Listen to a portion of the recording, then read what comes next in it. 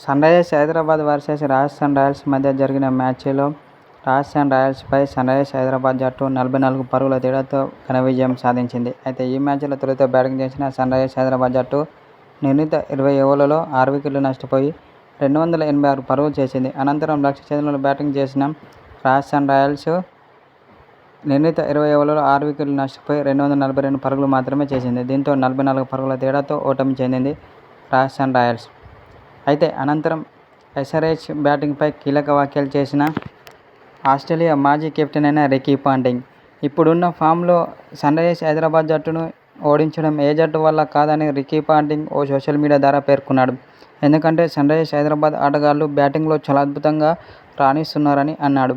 Travis head, Abhishek Sharma, Ishan Kishan లాంటి dangerous బ్యాటర్లు Sunrisers Hyderabad జట్టులో ఉన్నారు. కాబట్టి వాళ్లున్నంత వరకు ఆ జట్టును ఓడించడం ఏ జట్టు వల్ల కాదని రికీ పాంటింగ్ పేర్కొన్నాడు. ఎందుకంటే ఇషాన్ కిషన్ చాలా డేంజర్గా ఆడుతున్నాడు. అతడు క్రీజులో ఉంటే మాత్రం ప్రత్యర్థి బౌలర్లకు చుక్కలు చూపించడం ఖాయమని అన్నాడు. అలాగే ట్రావిస్ హెడ్, అభిషేక్ శర్మ లాంటి డేంజరస్ బ్యాటర్లు ఉండడం వల్ల సన్‌రైజర్స్ హైదరాబాద్ జట్టును ఓడించడం ఏ జట్టు వల్ల కాదని రికీ పాంటింగ్ ఓ సోషల్ మీడియా ద్వారా పేర్కొన్నాడు.